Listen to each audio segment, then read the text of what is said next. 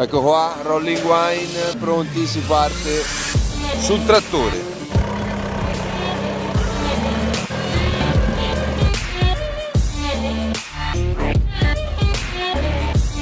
Sì, però per mentire.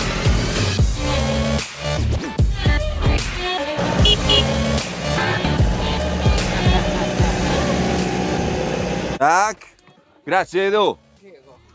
Una volta che tu sai praticamente che uva puoi portare, devi già sapere cosa ti sta dando il tuo territorio. Una volta che tu sai cosa ti sta dando il tuo territorio, dopo è semplicemente accompagnarlo. Sì, sì. Però più o meno siamo tutti sui 3 giorni di macerazione, senza controllo di temperatura, quindi lasciando partire bene la fermentazione. Se ovviamente le bucce stanno dando buoni risultati, eccetera, magari lasciarne ancora uno o due, se no poi viene già messo in pressa e poi fatta fermentazione, diciamo, nel pulito.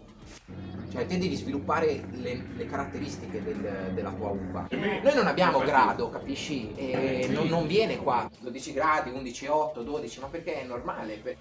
Però mantieni sempre un sacco di freschezza e un sacco di beva.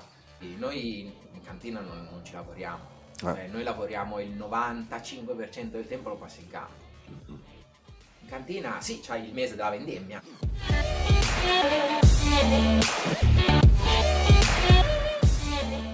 Anche questo per mettere in purezza, si vanno a scegliere proprio i grappoli migliori, viene fatta tutta una scricolatura manuale, quindi non passa mai dentro i macchinari. Mettiamo un mastellone con una rete da polli sopra e questa cosa, praticamente di farlo manualmente, cosa ti permette? Ti permette di non rompere l'acino. Non rompendo l'acino non metti a contatto succo e buccia. Non mettendo a contatto succo e buccia non ti parte la fermentazione alcolica, perché i lieviti continuano a rimanere esternamente, non vanno all'interno. Non partendo dalla fermentazione alcolica parte una fermentazione enzimatica. Dopo 2 o 3 giorni che non viene toccato iniziamo a schiacciare e quindi ad attivare la vera e propria fermentazione alcolica, aggiungendoci anche un piccolo piede. L'orcio ha un grande controllo di temperatura, quindi le fermentazioni sono un po' più lente e soprattutto la coda di fermentazione è molto più lunga rispetto che in una vasca d'acciaio o una vasca di legno.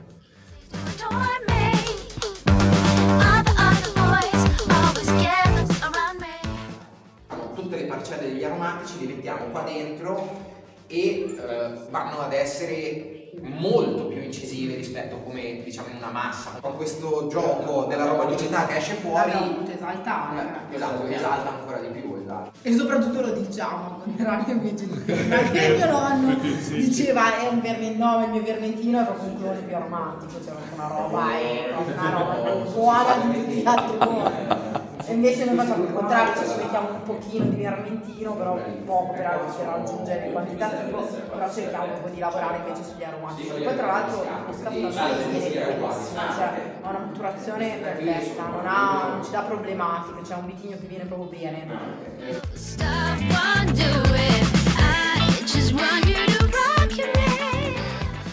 A noi ci piace un po' più intenso, ma anche perché ovviamente se stanco un po' più con le bucce piglia un po' più di sostanza, un po' più di corpo, e quindi preferiamo fare.